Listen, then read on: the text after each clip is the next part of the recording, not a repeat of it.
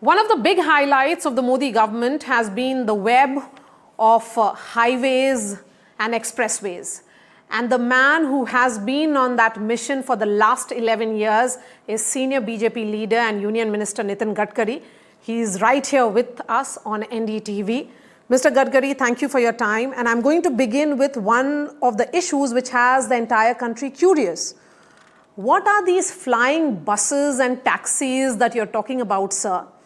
And has there been a R&D which has begun? Because you have indicated that perhaps in Delhi and Bangalore, these cities need to be decongested. So something is in the works. So can you highlight who are the manufacturers, what is the R&D and what is the timeline?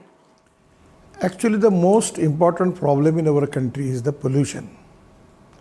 We have import of fossil fuel costing 22 lakh crores. And because of that, the air pollution is a big problem. Today, the three important pillars of our society is ethics, economy, ecology and environment. And we need to protect our ecology and environment is really one of the very crucial and important issue for Indian society. The other important thing is because of the public transport, now Indian society is not giving priority for public transport. Now the Indian society wants comforts. And as compared with the luxury buses, people are preferring that. There is a booking. At the same time, the Vande Bharat train, the people are giving good response because of their comforts, their furniture, all type of facility available in the train. So now we have also in the process of already we have started more than 60 projects for ropeway, cable car and funicular railway. And total 360 proposals already we have received. Now we want to concentrate on public transport system, particularly on electricity, where there will be no pollution. So in the Delhi area, we are now already developing, we have got a lot of proposals and the technology which we have, and we are making the research and study of it, that there are the ponds, double-decker bus like ponds, having capacity of 135 people, taking one place from to other place. So this type of the Doppelmayr, then Puma, they have got that technology. Then also a lot of technologies from USA, from the European countries, from Russia, and we have already received 13 technology proposals. But we have to see that it should be economically viable. The proven technology and economic viability, because we want to offer these services with a cheaper rate. Now I am just telling you the example. First of all, it's a unique transport new proposal we have selected in Nagpur, in my own constituency, as a pilot project. We received the tender, and in that proposal there is a bus having capacity of 135 people, the air conditioned bus. There will be, just like air hostess, there will be bus hostess, facility for tea, coffee and other thing also. And the bus is a flash charging bus. That flash charging system, that is a technology from Hitachi and Siemens, that comes to when bus stop, on the stop, that system will come and within a half minute the bus will be electrically charged and going up to 40 kilometers. So the speed of the bus is at least 120 kilometers per hour. So on our national highway, we can build this type of bus stop where electric charging, flash charging will be available, and we can make it bus service from Delhi to Jaipur, Delhi to Chandigarh, Delhi to Dehradun. In Nagpur, first of all, a pilot project, we are now making this system, and by after considering the all plus and minus of the system, we want to launch this public transport system in the different part of the second tier cities where it can be useful as regarding comparison with the metro. Because the capital cost for the metro is 350 crore rupees per kilometer minimum. Now it comes to 400 crore. And this bus cost is 2 crore rupees per kilometer. And having the big capacity, because every 5 minutes you can have the bus. With the same capacity we can run it. So this is the bus, you know the tram.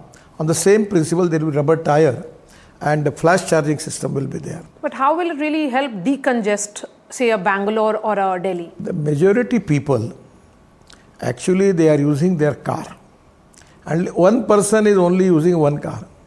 in this bus, they will prefer to use this bus as compared with the car. And there will be a laptop on the front of the seat, executive seat, air condition, everything. So, for making more affordable and with more comforts, public transport system without pollution is the option. And that is we are trying now. First of all, we are taking the experience of all this technology. Now in Badrinath, I am telling you, in Kedarnath, we are going for that ropeway project. The cost of the project is 5,000 crore. But we are not making any expenditure on, but we are getting 800 crore rupees per year as a royalty from that project without any expenditure. So there is a huge potential is available. And what my feeling is that we're using the best technology. Now Hyperloop. The one of the companies also approached, they have got the right of Hyperloop also. Many of the companies, what they are going to present us, I got able to see that presentations. We will select which type of technology suit for our country, and we will try our best to make in India, by which we can reduce the cost and giving more comforts. And in place of using their own car, people will use that luxury buses. That is the idea behind all this thing. So why is it called flying buses? No, there are, suppose from Dhaula Kuha to Manesar, we are making system in the sky. Okay. So that is the reason, that is the flying. Okay. And from it is on the national highway, on the median of the road, there will be a pillar, and on that pillar the bus will be hanged, that bus will be hanged, and somewhere the capacity is 100, 150, and that will start going to there will be no traffic jam. Okay, so then in that case, by when do you think it will be implemented in, say, Delhi or in Bangalore? Actually, it is in a preliminary situation. First of all, Nagpur project we are going to start. That is the flash charging buses. After that, we are also, actually traffic density is very high. So we are also trying for Bangalore. Now in Bangalore, we are making the ring road of Bangalore, that is the costing 17,000 crore. Now within up to end of December, there will be Chennai to Bangalore, we are going to complete that road, express highway. Then Mysore to Bangalore is already completed. So because of the ring road, the traffic coming to the city, that can be saved. And at the same time, we are now also making the study of making tunnel under the locality where we can resolve the problem. Because problem is a very chronic problem. So it is not so easy. We have to accept lot of solutions for that, and by which find out the way out. We are trying, because the situation is so bad, traffic congestion is so bad, no availability of land for increase the width of the road. So lot of constraints are there. In the considering all the constraint, we need to find out exactly solution for that. We are working on that. We are making research, study, economic viability, and we are trying for that. So it's a long-term project. Perhaps we'll have to wait and see. Yes, the Nagpur project, probably within 6 months we can start it. Sure. Mr. Gadkari, let's move on to another issue which is on everybody's mind, which is with regards to the new toll policy. What will it actually be? Because, and does it really have to do with, the toll will be based on kilometer that you use on expressways or highways? Only the thing which I will tell you, that after declaring the decision related with the toll, there will be no problem, no discussion, no any type of people will be happy about it. That only the assurance I will give you. Now there are two streams. One is scanner and camera. So the scanner will take the photo of the number plate, and the camera will take the FASTag photo, and by which when you enter in the road and when you leave the road, between the line what is the kilometer exactly, that toll will be charged, and that will be subtracted from your bank account. That is a simple system. And how soon do you expect this policy policy to be announced? Already we have started 4 pilot projects successfully. Now we are in the process of making it. Now within a year, you will find everywhere we are going to launch this system. So in a year's time, there will be a new toll policy. The toll policy, we are now within 15 days. We will declare that, and after 1 month or 1.5 months, we can even implement that policy with the new technology and innovations, which is going to give a lot of relief to the people by and large. Mr. Gadkari, India has seen a record number of highways, but there are also concerns with regards to quality of these roads because the fatalities are continuing, sir. What about accountability to ensure that we can reduce the number of road accidents and deaths? One thing is very important, we are very cautious and very sensitive about the quality of construction. We want to increase the number of road construction, highways. At the same time, we are very much committed for the quality of construction. We are accepting new technology, new innovations, and I am confident that now the quality of the road in NHI by and large is good. But there are some incidents, and when there is a mistake from our officers or from our contractors, we are taking stern action against them. And as far as the road safety is concerned also, we are taking a lot of initiative. But there are 4 important factors are involved. One is automobile engineering and road engineering. We are already working on that, and because of Bharat NCAP is started, star rating is there, 6 airbags is there. We are taking all preventive measures as per development in the automobile engineering. Regarding the road engineering, we have identified a lot of black spots, and we are spending 40,000 crore on improvement of the black spots. And these black spots are because of wrong DPR, detailed project report. We have now decided to have a quality DPR. For that reason, we have taken some policy decision. But regarding the road safety, the third important thing is we need to train the people about the problem in India is there is no fear for the law and no respect for the law. When you are talking, going on the scooter or motor, even the car, you are talking on the phone, you are not using helmet. If the red signal, you need to stop there. The problem is we need to change the human behavior, and that is to be a big problem. We need cooperation from media. Now we have already have a discussion with the Education Ministry. They are now already in the process of making some new lessons which can be useful for giving good spirit and good understanding for road safety to the students, particularly young students. Particularly, they need to understand what are the rules of the road, what is the road safety. Today we have 1,80,000 deaths, and out of which 66% deaths belong to 18 to 34 age group. We have 30,000 deaths because people are not taking helmet. So now we have decided that when they take new scooter, the company will give them 2 helmets. Okay, free. We want to make it, yes. Yeah. Then we have a Rahavir Yojana. If anywhere accident is there, the people who are going to help them, they will get award of 25,000 rupees. And immediately when they are admitted to the hospital, that hospital will get within 7 days, at least 7 days treatment cost, meaning up to 1,50,000 rupees, we will give them from our account. Okay. So that we have to understanding with the insurance company also. So we are taking a lot of decisions regarding road safety, but finally we need cooperation from the society, from the people, about a lot of law. We are already have a enforcement of law is there. We are making strong laws. We are charging big penalties. Still, the behavior of the people we need to change. That is to be very important. And for that reason, we are particularly concentrated on the students from 5th to 10th standard students to train them because they are the citizens of the future. And that is the reason now we are also making a lot of campaigns with using a lot of celebrities by giving this message that the road safety is very important. We have a good song from Shankar Mahadevan on road safety. We are trying. I am expecting that positively. It's a very crucial problem, and we are expecting some reduction in the road accident in due course of time.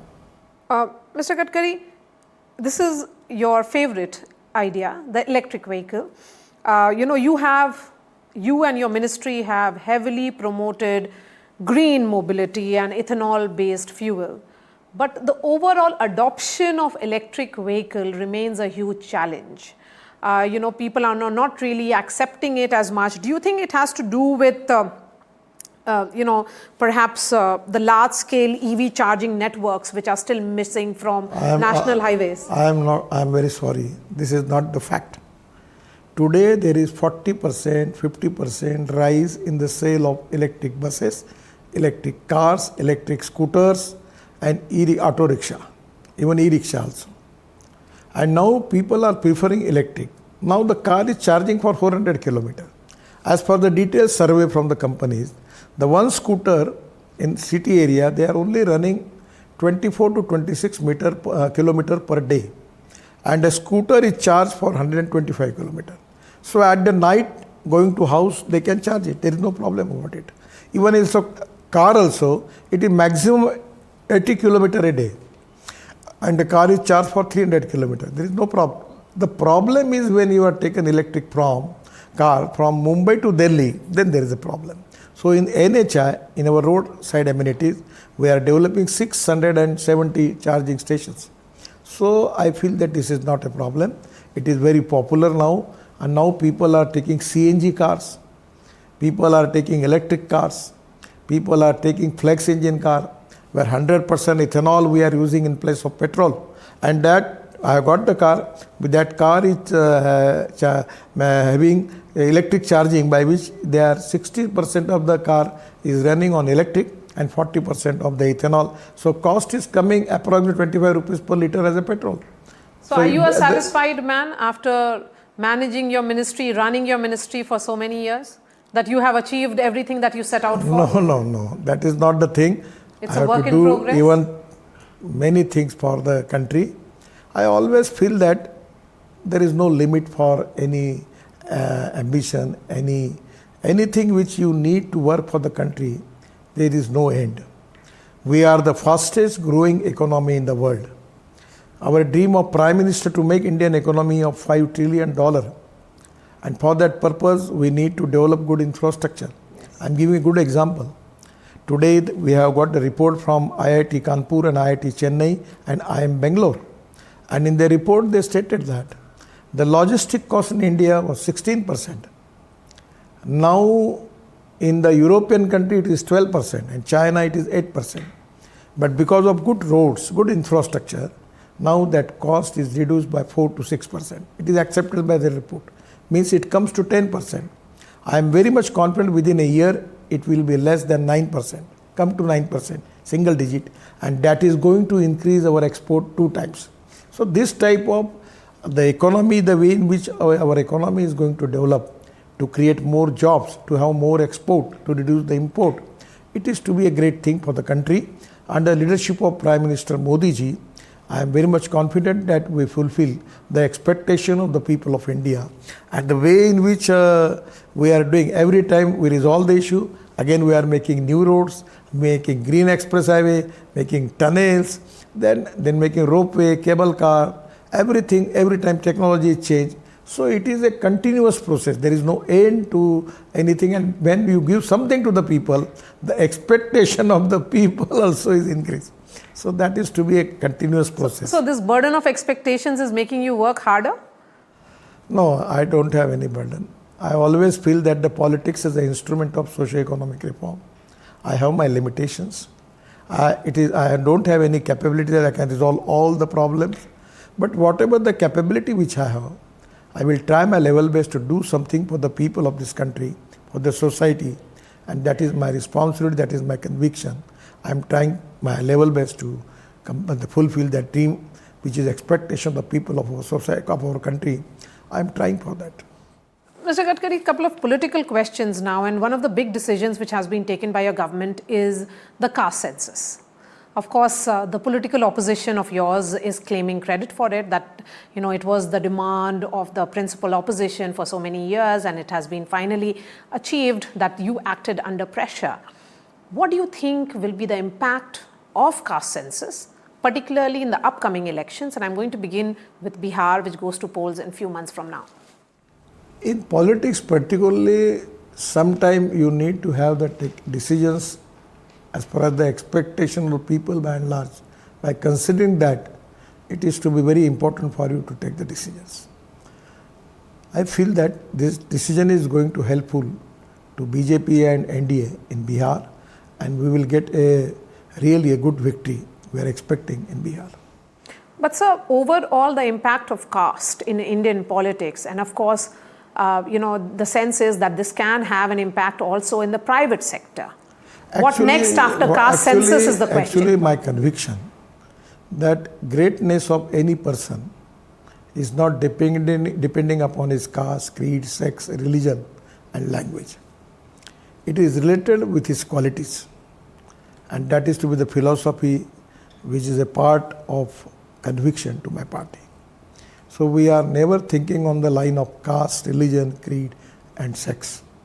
So I feel that, but at the same time in the politics is a game of compromises, compulsions, limitation and contradictions. We need to understand the sentiments of the people because this is very important.